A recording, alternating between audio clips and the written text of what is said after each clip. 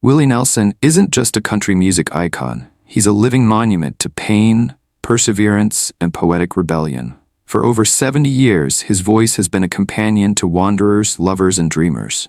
Songs like On the Road Again didn't just top charts, they captured the restless ache of the open highway and the beauty of always moving forward. But the man behind the music? He has weathered storms far greater than the ones on the radio. Betrayal, collapse, loss so deep it leaves permanent shadows. Every scar he's carried has been woven into a song, every heartbreak transformed into a verse that stitched itself into the hearts of millions. Now at 92 years old, while most would be content to retire quietly, Willie still faces storms. His fire hasn't gone out, but behind that calm smile is a weight only he knows. And the final years of his journey may hold truths more haunting than ever before. Abbott, Texas, in the spring of 1933 was a place where dust clung to everything. Clothes, windowsills, even dreams. In a small, unassuming house on the edge of town, a boy named Willie Nelson took his first breath. It should have been the beginning of a safe, steady life. Instead, before he could form his first words, the foundation crumbled. His mother, Merle, slipped away first. No dramatic farewell, no letter left on the table. Just a quiet absence that settled into the air like an unshakable shadow. His father, Ira, remarried soon after and drifted out of sight as well, leaving Willie and his older sister, Bobby, in the care of their grandparents. Mildred and Alfred Nelson were far from wealthy, but they had grit, the kind forged in long summers of toil and winters where the cold felt sharper indoors than out. They kept the children fed, clothed, and anchored in church, though their love was tempered by the relentless grind of survival. There were no grand gestures, only small acts that held the family together. A patched shirt here, a hot supper there, the soft hum of a hymn in the kitchen after a long day. For Willie, the brightest part of those early years was his grandfather's workshop. Alfred was a blacksmith, and the rhythmic clang of hammer on anvil was as steady as a heartbeat. One day, with calloused hands and quiet ceremony, Alfred placed a small guitar into Willie's arms. It wasn't shiny or new, but it was something more. A tool, a voice, a promise that the boy could make his own sound in a world that had already silenced too much. But at 6 years old, the boy who had so little to lose found a way to lose more. Pneumonia took Alfred in a matter of days, and with him went the only father figure Willie truly knew. That kind of loss doesn't just hurt. It rearranges the way a child understands the world. From then on, Willie carried two truths. People can disappear without warning, and music might be the only thing that stays. In most small Texas towns, a child's voice is meant for school recitals or Sunday hymns. For Willie Nelson, it became currency.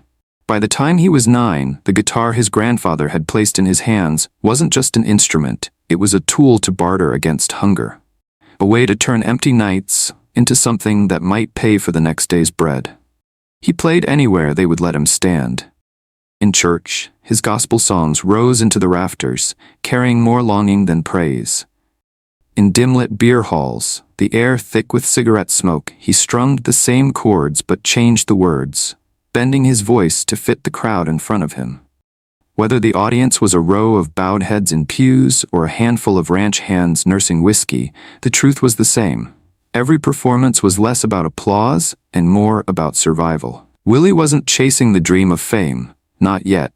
He was chasing connection, that rare and fleeting moment when a stranger's eyes softened because they recognized their own hurt in his song.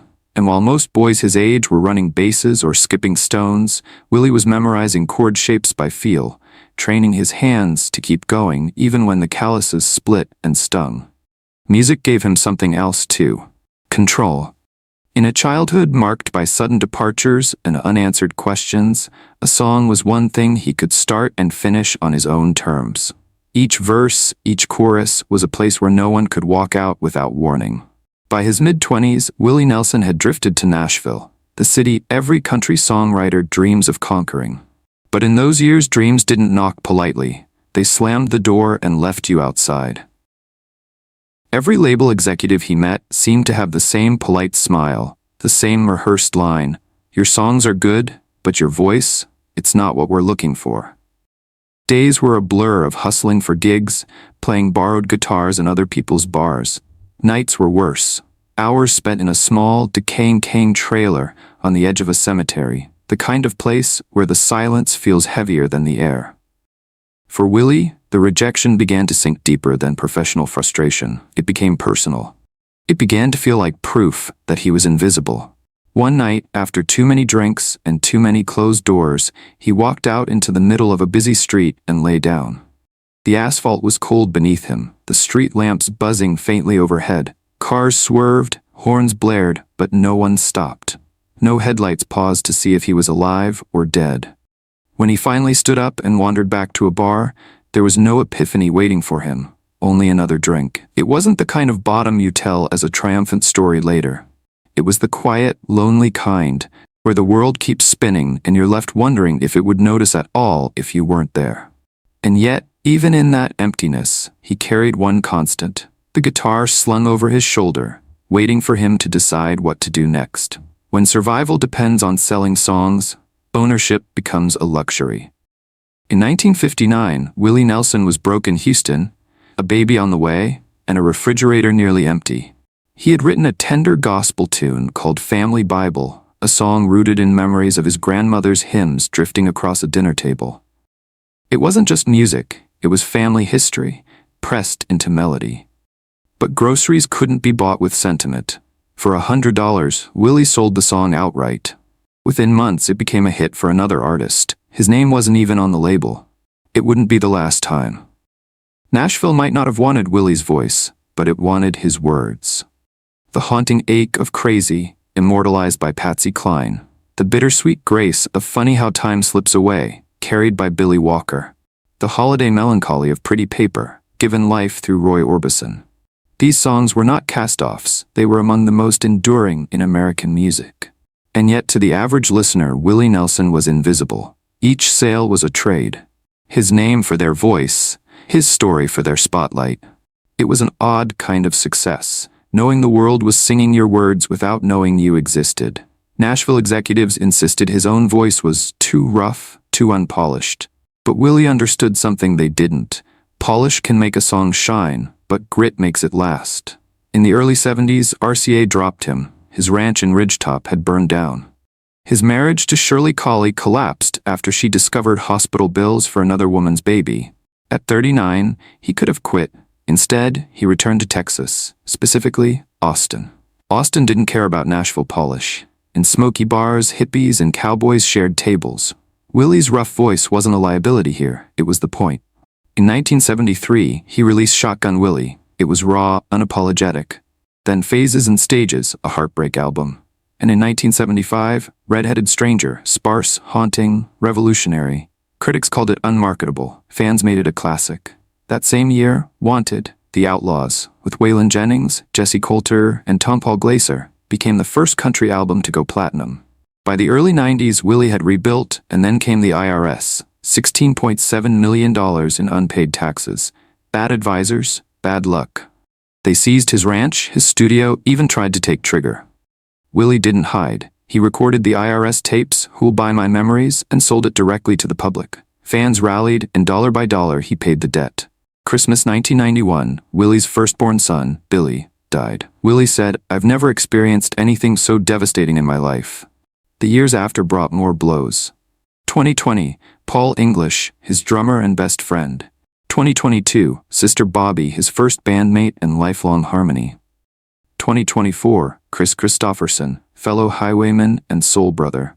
With Johnny Cash and Waylon already gone, Willie became the last Highwayman.